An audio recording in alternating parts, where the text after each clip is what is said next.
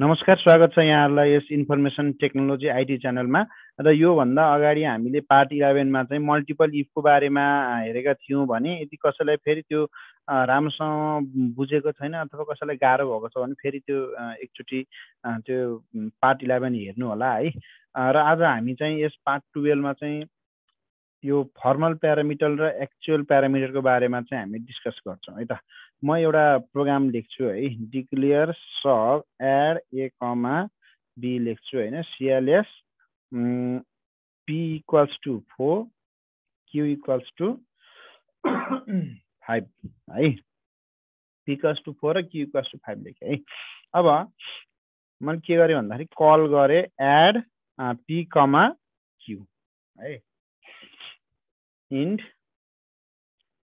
यस पछाडि sub add A comma B end sub. यसमा चाहिँ हामी के गर्छौँ, C equals to A plus B गर्छौँ, प्रिन्ट द रिजल्ट इज भनेर सी लेख्छौँ है। अब यसमा हामीले के बुझ्नु पर्यो भन्दाखेरि प्यारामिटर भित्र हाम्रो के हुन्छ भन्दाखेरि दुईवटा प्यारामिटर हुन्छ है। फर्स्ट चाहिँ के हो भन्दाखेरि फर्मल प्यारामिटर र एक्चुअल प्यारामिटर है। अब यो हामीले अस्ति नै भनिसकेका छौँ कि यो डिक्लेरेसन पार्टमा आएको ए कमा बी यो पनि प्यारामिटर नै हो।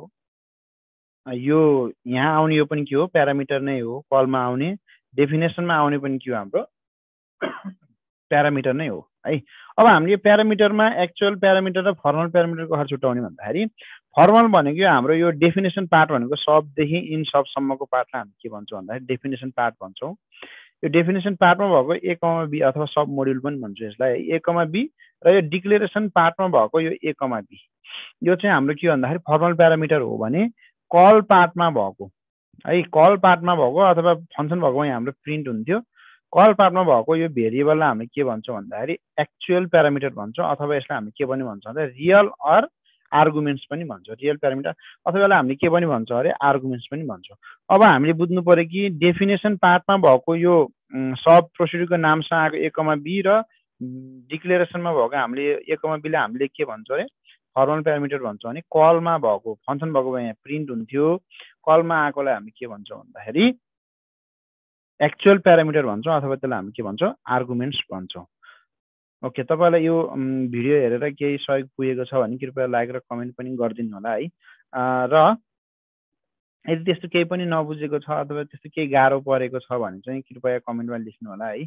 म त्यसलाई सल्भ गर्ने प्रयास गर्छु। र रेगुलर भिडियो हेरिदिनु भएकोमा धेरै धेरै धन्यवाद।